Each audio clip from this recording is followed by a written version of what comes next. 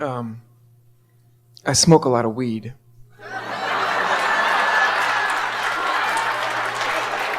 Like a lot. And Boom, boom. Boom, boom. So I go to that place of kind of low resistance, and then I kind of, I relax, and I be lazy, and I took those pieces of advice that I loved from you before, which said just allow it to happen and stay back and watch, and then it'll come to you, and now I think I'm gone so far in least resistant that I'm actually resisting again from not doing anything. I'm not having that. Well, here's the thing. Drive. This is an important thing to understand. When you want something and your vibrational patterns have been opposing it, you can develop a pattern of vibration that actually makes you feel paralyzed. Your mind is saying, I want to do it. Your mind is saying, I need to do it. Your mind is saying, I should do it. But you can't move. You just feel paralyzed. So we want you to just relax into that and say things, all of you, and say things to yourself like,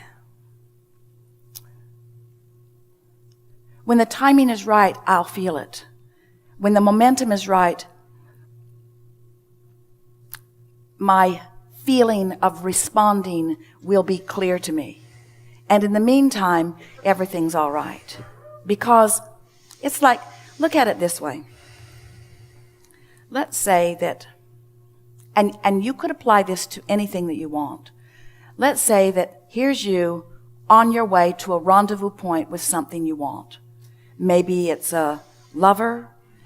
That's easier to see because it's another person that you can see making their way to the rendezvous point. Maybe it's financial abundance. Maybe it's creative success. Maybe it's creative flow, just rendezvousing with the inspiration for some musical piece. So you're on your way to some rendezvous point, and you're all determined like you used to be, to just do whatever it takes to get there. So you just keep rushing to the place, but nobody rendezvous with you. That's happening to you a lot. You're giving it everything you've got with all of your effort and energy and action, all of your effort, that physical energy, effort, action. So you keep showing up, just like they said, if you show up, then it'll work this way. If you do this, if you jump through these hoops, if you do this and this and this and this and this and this, then these wonderful things will happen. So you keep showing up at what you think is the rendezvous point, but the money doesn't meet you there, the lover doesn't meet you there, the other doesn't meet you there. And the reason for that, hear this, we so want you to hear this. The reason is because your timing was off. It's a rendezvous point. It's not a point where it goes there and stays there forevermore waiting for you. It's a rendezvous point. Are you getting what we're talking about? You're rendezvousing with this, you see. And so timing is really an important thing. And timing, you know this from your creative musical work, timing is inspired every single time. Timing is inspired. So if you're agitated, your timing's off. If you're irritated, your timing's off. If you're going to wrestle it to the ground and kill it, your timing is off. If you're just going to make it happen because you're just used to making things happen, your timing is off. You want to be in that relaxed state where ideas flow easily into your mind. And in exactly the same way that those musical concepts occur to you, and you know them when you get them, and then you are easily translate them into something that is tangible and audible. In exactly the same way, the impulses about everything else, the business aspect of your life's work will occur to you in just that same way. So, but these are the things you got to stop doing. You got to stop beating up on yourself. But we can't tell anybody to stop doing something because this is not a universe where you can exclude anything. It's a universe where you have to include something else. So you have to give yourself a break. Mm-hmm. You know what's happening? You're sort of, Esther calls it her monkey mind. What happens is your mind that wants to be active all the time, that law of attraction's response to thoughts. What's happening is in not rendezvousing exactly where you want to rendezvous, you're trying to figure out why you're not rendezvousing. You're trying to figure out what you're trying to place blame on the industry or place blame on yourself, or you're trying to figure out all of the reasons why not. And that just keeps momentum going. Thinking too much. Yeah. Thinking way too much. Yeah. So if we could convince all of you today to just try it for a little while, feel your way places rather than think your way places. Feel how it feels when you are in that flow of music. Feel how that feels. Feel how it feels when everything's in alignment for you.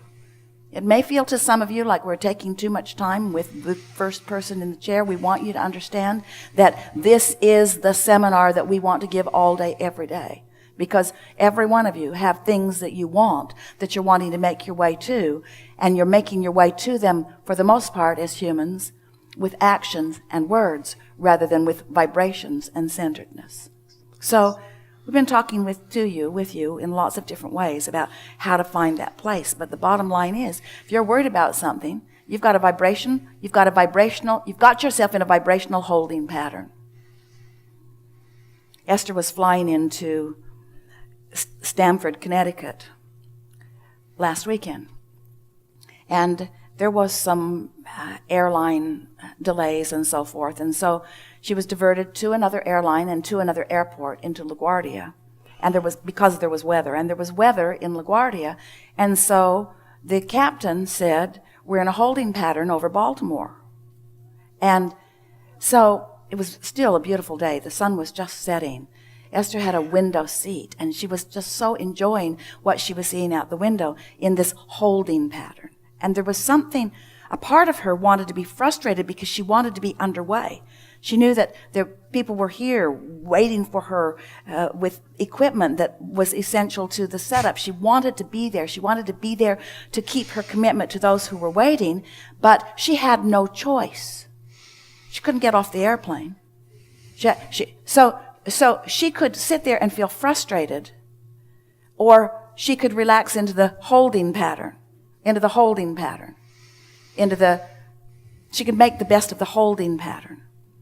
So there's a woman sitting next to her, and she said they hadn't been talking. Both of them had been working and doing other things, and Esther is looking out the window, and her new friend looked out the window and saw how beautiful it was, clouds and lots of clouds, and they were above the clouds, and the sun was above the clouds. Probably figured that out, shining. It was really beautiful.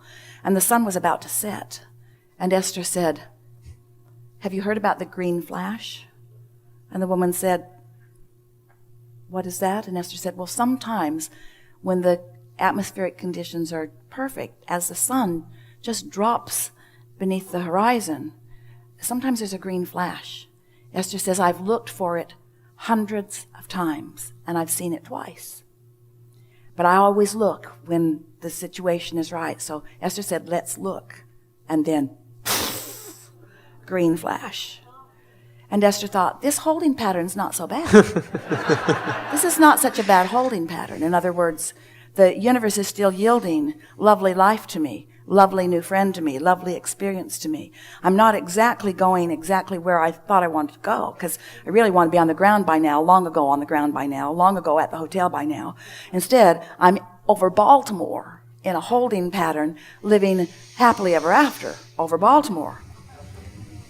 So then there's another piece to this that we want to explain, and that is,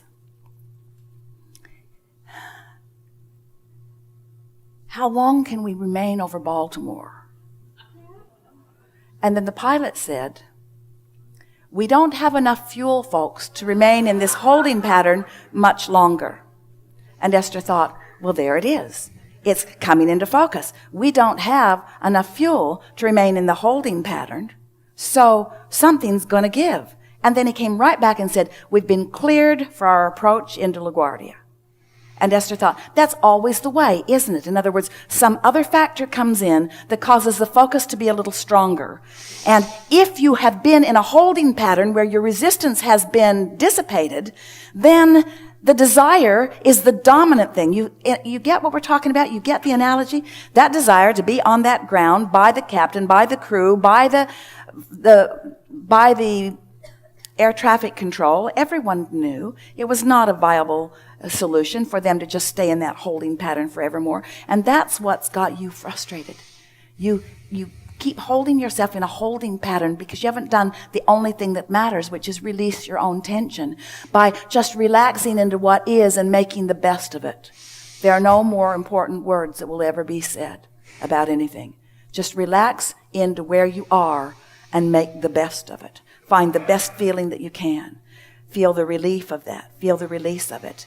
And then air traffic control will give you the impulse for you to proceed on your approach into the landing that you're looking for. Yeah, I'm ready to land. Yeah. Well, don't worry about it. Everything's good for you. I'm gonna enjoy the holding pattern. Yeah. Yeah. Until something just kind of moves me to that place. Yeah. And while you're in it, don't smoke marijuana the whole time. Don't smoke me the whole time. Yeah.